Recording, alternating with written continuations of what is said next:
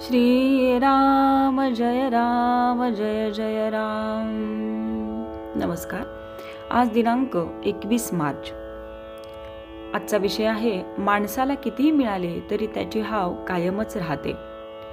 जगात दोन प्रकारचे रोग माणसाला सतावित असतात। एक रोग असा की त्याने भूकच लागत नाही, कितीही औषध पाणी करा काही उपयोग होत नाही। अशा माणसाला पंचपक्वान्नाचे जेवण तयार असूनही काय फायदा।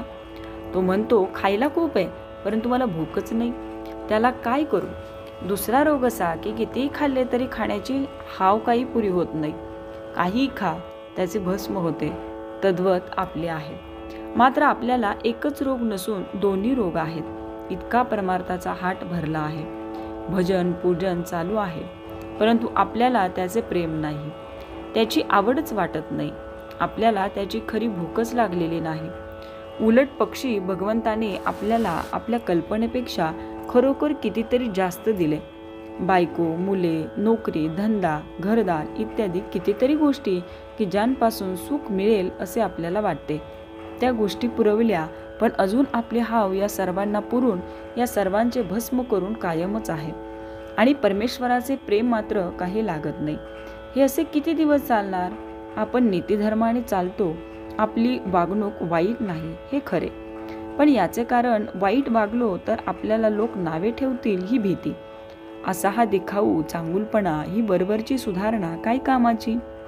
मानवी जीवन सुखी झाले तर ती सुधारणा म्हणायची। उलट आजची स्थिती पाहावी तर सुधारणा जितक्या जास्त तितका माणूस जास्त असमाधानी झाला आहे।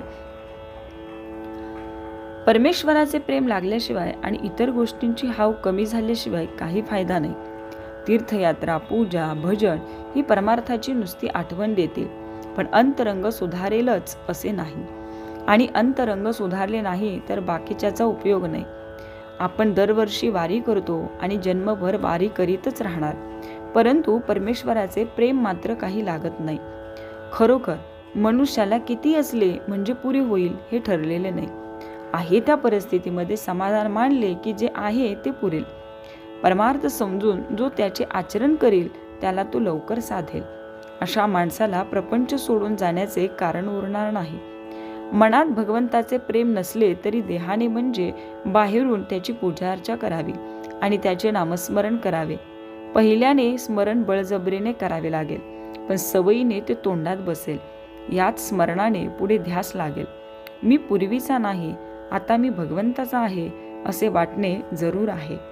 तात्पर्य, ज्याची हाव म्हणजे वासना पुरी झाली नाही तो आशेवर अवलंबून असतो, या कारणाने त्याला समाधान मिळत नाही।